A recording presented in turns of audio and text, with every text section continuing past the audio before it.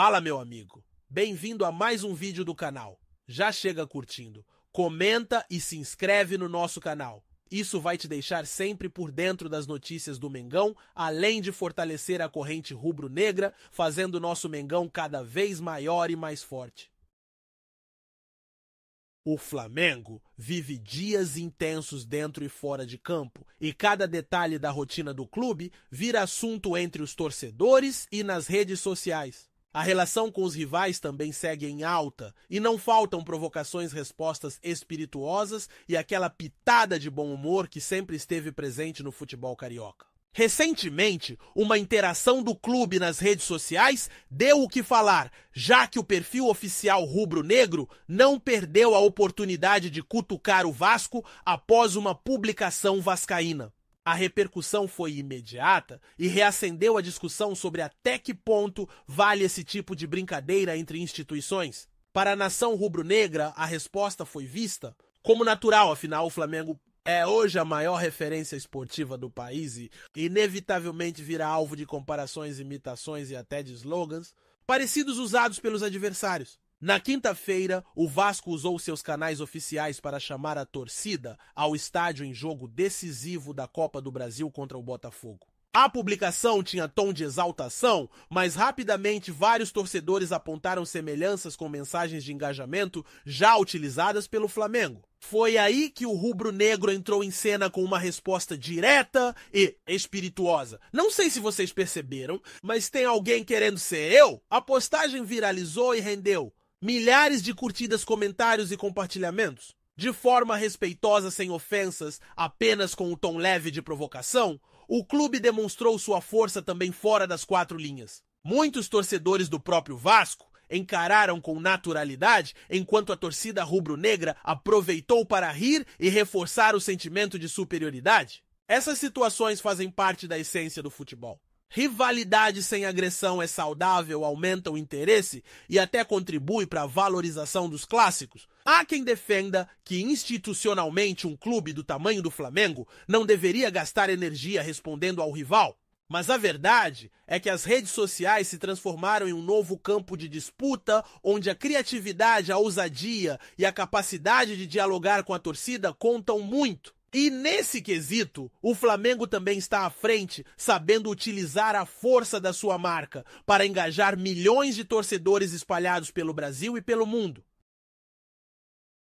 Enquanto isso, dentro de campo, o clube segue preparando o elenco para desafios importantes. Um dos assuntos que mais movimentaram os bastidores foi o futuro de Gerson, o meio-campista revelado no próprio Flamengo e ídolo da torcida pela passagem vitoriosa que teve recentemente, parece não ter se adaptado da melhor forma ao futebol russo. No Zenit, não conseguiu repetir as atuações de alto nível que marcaram sua carreira no Brasil e na França, e isso levanta cada vez mais dúvidas sobre a permanência dele por lá. Companheiros de profissão, jornalistas e até ex-jogadores já comentaram a dificuldade de Gerson em se firmar na Rússia e muitos acreditam que seu retorno ao futebol brasileiro seja apenas questão de tempo. O frio intenso, a barreira cultural e a diferença de estilo de jogo pesam contra a adaptação do atleta. Ainda mais para alguém que sempre demonstrou personalidade forte e identificação com o futebol brasileiro, marcado pela intensidade, pela técnica e pelo calor da torcida. Alguns analistas chegaram a brincar que quando chegar o inverno rigoroso na Rússia, Gerson pode repensar ainda mais sua decisão. Apesar das dificuldades, ninguém questiona o talento e a capacidade dele de decidir partidas. E para a torcida do Flamengo, a esperança de um possível retorno no futuro é motivo de expectativa. Afinal, Gerson foi peça fundamental em conquistas recentes e para muitos ainda tem muito a oferecer com o manto rubro-negro. Paralelamente, o uruguaio Georgian de Arrascaeta segue mostrando por que é considerado um dos maiores jogadores em atividade no futebol sul-americano. Em agosto, foi eleito o melhor atleta do Brasileirão Prêmio, absolutamente merecido diante das atuações brilhantes que teve. Sua visão de jogo, capacidade de decisão e regularidade chamam a atenção não apenas no Brasil, mas também no exterior. Arrascaeta já é um ídolo incontestável da torcida e símbolo de uma geração vitoriosa, capaz de decidir jogos decisivos e manter um nível altíssimo mesmo em maratonas de partidas. Não à toa, a diretoria do Flamengo trata com prioridade a renovação de seu contrato. A chegada de José Botto ao Rio de Janeiro tem como uma de suas principais missões avançar nessas conversas. O dirigente sabe da importância de assegurar a permanência de Arrascaeta e também de outros líderes do elenco como Felipe Luiz, cuja experiência e identificação com o clube são inestimáveis. Essas movimentações mostram que o Flamengo pensa no presente e no futuro, planejando manter uma base sólida para continuar disputando títulos em todas as frentes. Enquanto os bastidores fervem a preparação para o confronto contra o Juventude, segue em ritmo intenso. O elenco rubro-negro se reapresentou após a data FIFA, com a volta de jogadores que estavam servindo suas seleções nacionais. O clima é de foco total, já que o time enfrenta um tabu de mais de 2 décadas sem vencer no estádio Alfredo Jaconi. Foram apenas 13 confrontos nesse período, mas o suficiente para alimentar a expectativa de que chegou a hora de mudar essa escrita. O momento vivido pela equipe é positivo e a confiança de jogadores e comissão técnica é grande para conquistar um resultado importante fora de casa. A preparação do Flamengo para encarar o Juventude trouxe algumas novidades importantes. O lateral direito Guilhermo Varela, que vinha tratando uma pubalgia, ainda não estava plenamente recuperado e não participou do treino com bola. Apesar disso, pessoas ligadas ao clube sinalizaram que ele poderia até ser relacionado para o confronto, algo que surpreendeu, já que muitos acreditavam que estaria totalmente descartado. A ideia, contudo, é usar cautela, até porque o elenco possui opções para a posição. Emerson Royal, recém-chegado e cada vez mais ambientado ao grupo, surge como favorito para assumir a titularidade. Em entrevista à Flá TV, Emerson deixou claro que já se sente 100% fisicamente. Quando desembarcou no Rio de Janeiro, ainda apresentava certo incômodo no tornozelo, consequência de uma lesão sofrida quando defendia o Milan. Agora totalmente recuperado. O jogador mostra confiança e pode ganhar uma oportunidade importante em uma partida, que, embora seja contra um adversário de menor expressão, tem peso pela história recente do tabu que o Flamengo carrega. Para a nação, não importa o adversário vestir a camisa rubro-negra, significa lutar sempre pela vitória, ainda mais quando existe um histórico incômodo a ser superado. No treino, outros jogadores também chamaram atenção. O atacante Samuel Lino, por exemplo, voltou animado após o período com a seleção. A comissão técnica enxerga nele uma peça versátil capaz de atuar tanto pelo lado esquerdo quanto pelo lado direito do ataque. Carrascal e Gonzalo Plata também estiveram presentes e reforçam a ideia de que o elenco do Flamengo hoje é um dos mais fortes do continente. A diversidade de opções garante ao técnico a possibilidade de montar diferentes formações e variar a estratégia de acordo com a necessidade de cada jogo. Já o meia Jorginho, que chegou a treinar normalmente durante a pausa para a data FIFA, sentiu novamente dores musculares na parte posterior da coxa esquerda e precisou ser preservado. O departamento médico monitora a situação, mas a tendência é de que ele fique de fora por alguns dias para evitar que a lesão se agrave. Essas oscilações fazem parte do dia a dia de qualquer clube, especialmente em um calendário tão desgastante quanto o do futebol brasileiro. E não é apenas o campo que movimenta a vida do Flamengo. As memórias da torcida ainda são marcadas por episódios que dividiram opiniões, como a final da Libertadores de 2021. Na ocasião, o Flamengo enfrentou o Palmeiras em Montevidéu e um erro individual acabou custando caro. Andrés Pereira, então jogador rubro-negro, falhou em um lance decisivo e viu o adversário aproveitar para conquistar o título. Para muitos torcedores, aquele foi o maior erro da história do clube. Em decisões internacionais, uma lembrança dolorosa, que ainda provoca discussões sempre que o assunto volta à tona. Curiosamente, Andrés foi apresentado recentemente como reforço do Palmeiras. Durante a coletiva falou sobre o episódio de 2021, Disse que o passado ficou para trás, que erros acontecem, que provocações de torcidas fazem parte do futebol e que está focado em ajudar o novo clube a conquistar vitórias. A postura diplomática não convenceu parte da nação rubro-negra, que ainda se sente ferida pela falha em uma das partidas mais importantes da história recente. O meio-campista também tentou minimizar a polêmica, dizendo que não se incomoda com provocações. Porém, vale lembrar que em outra ocasião, quando jogava no Fulham, chegou a declarar incômodo com críticas recebidas na Inglaterra. Essa contradição gerou ainda mais desconfiança sobre a fala recente. Para os torcedores do Flamengo, não há dúvida. Andréas nunca esquecerá o peso daquele lance, assim como a torcida jamais esquecerá da oportunidade perdida.